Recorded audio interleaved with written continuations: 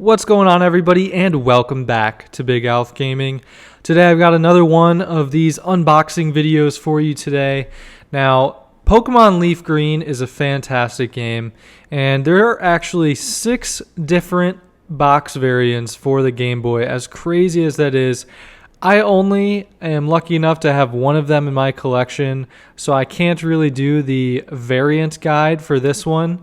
But if I remember correctly, there are 4 of them that are just in this plain green box, and then you've got 2 of them that are player's choice ones that have that yellow banner across the top. They say player's choice, and one of those 2 says plays on DS on it. I'm not positive on that, but I think that's the case, and to my knowledge, I'm almost certain this is the first print variant of Pokémon LeafGreen. So I'm going to take it out of the box here and explain why I think it's the first print variant. But I believe the first print variant has this mistake here that says trade, battle, and chat wirelessly, all new wireless adapter. So they make a little mistake when mentioning the wireless adapter. And I think that this is corrected on all later models, or not models, but print runs of the game. So I could be wrong on that, but I'm pretty sure that that's the indication that this is the first print variant. And then there's something else as well, like produced in like Philippines or something. I don't know if I see that anywhere. Let's see if we can find it like on the side here. For sale, rental only in USA, Canada. Okay, kind of irrelevant.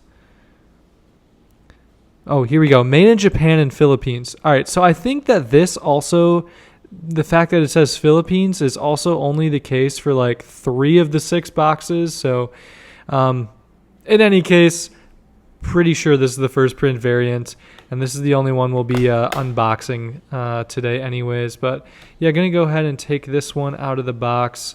Again, very good condition here.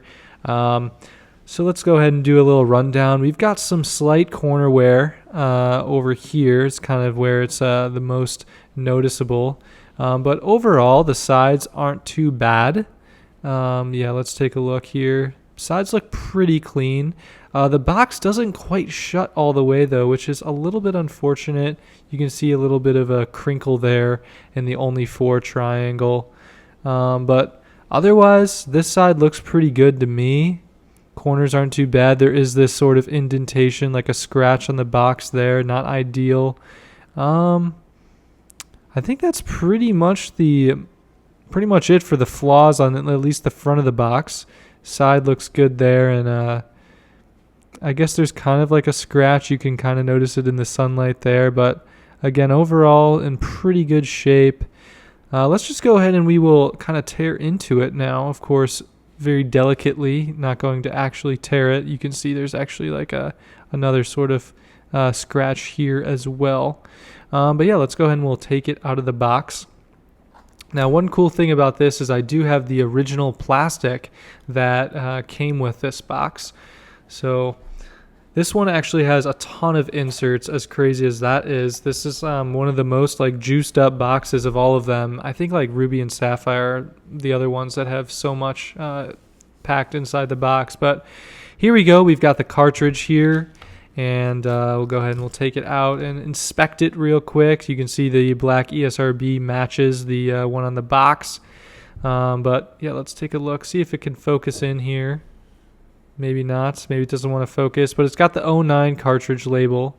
And the cartridge is super clean. Label looks really nice. And backside looks pretty solid as well. You can see there's like a little bit of like scratching along there. But otherwise, not too bad. Yeah, I mean, I don't know how they're going to grade the cartridges. Like, I personally think it should get like 9+ just if the label is pristine, but like I'm worried they're going to take away for the cartridge lines there, which honestly isn't ideal, and there's like another scratch there. But I don't know, if the label's in good shape, I feel like it should get a good grade. But in any case, that'll do it for the cartridge. This feels like at least a 9.0 cartridge to me, and I'll put that back in the plastic. And yeah, you can see we've also got the wireless adapter in the plastic here as well. So this is I think this was just so like you could play it like actually I don't quite know what this was for. Was it maybe for like you to trade like between like Game Boys? I don't even know. Please like let me know what the wireless adapter was actually used for. I thought it had something to do with the GameCube, but maybe I'm mistaken and I'm just I don't know, thinking about it incorrectly. But go ahead and I'll put that back here.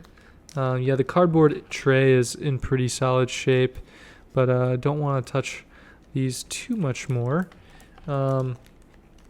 And then here we go. Let's go ahead and we'll go through the inserts here. So there, as I mentioned, there are quite a lot of them. Manual here though, crispy clean.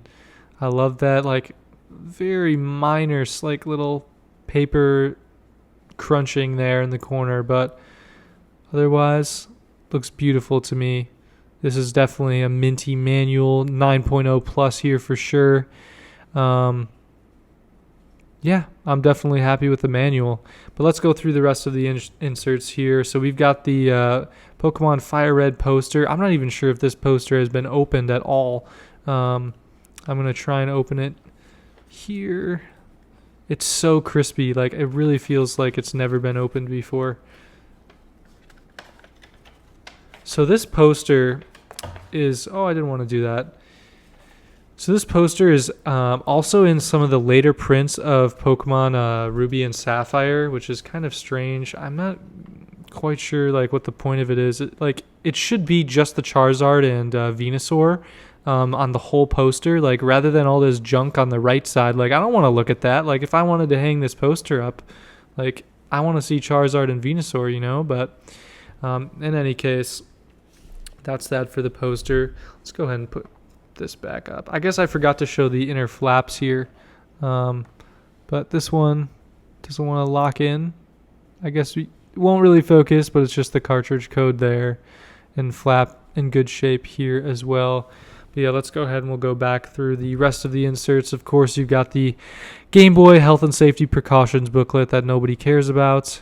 You've got the wireless adapter. They spell it right here, but they didn't on the outside of the box. So this one is essential for the Fire Red and Leaf Green games because it did come with all of the ones that have the wireless adapter down there in the corner.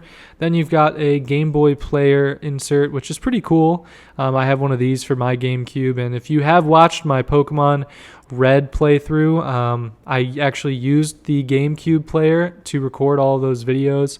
It's actually a wildly complex setup where I had my GameCube connected to a RetroTink 2X Pro upscaler, which fed into a Elgato 4KX capture card, which fed into my laptop and my TV. Crazy setup. I think it was honestly too much bandwidth for the thing to handle because the screen would shake all the time. Honestly, don't even recommend you watching those videos because they were not very high quality, but in any case, I've got a capture card now for the DS videos, so that should work out a little more nicely. But yeah, inserts are all in good shape here. So yeah, pretty solid condition box overall. I think I'm going to give this one a 9.0. I feel like that's kind of seems to be my rating for all of them, but I'm hesitant to be overconfident and say anything higher than 9.0. But yeah, I mean, this box should be like a 9, and I feel like, honestly, box manual cartridge, straight 9s across the board, and we should get a 9 on this one. So yeah, pretty happy with that. But to fill you guys in, I actually sent in all of my games to get graded. This one I left behind because I did want to record a video for it, but unfortunately you guys are not going to get to see the unboxings of the other games because they've all been sent in to get graded. I felt like so WATA had like this 25% off discount going on, and I just felt like I needed to capitalize on the opportunity to send the games in immediately, since I intend to sell a few of them if they're not 9.0s or higher. But yeah, obviously don't love the fact that I kind of made this unboxing series and now it's like not really going to be completed, but I will for sure be doing a grand unboxing video for all of you guys when I get the package back from WATA that has everything in it. And it should be probably, I mean, I would hope it'd be like my most viewed video of all time, because it's definitely going to be the most expensive of all time, since I had to send all of those games out to get graded and purchase them all in the first place. But in any case, it should be a good one. But I'll keep you updated on that. The only game I have left that's still at my house is Yellow. And I will probably record an unboxing for that one. But again, I only have the single print variant for those. I don't have any of the bonus prints. But yeah, thank you all for watching, and stay tuned for the last unboxing video that I'll probably do in this series, and then I guess all of the reveals for what the grades the games got. See you next time.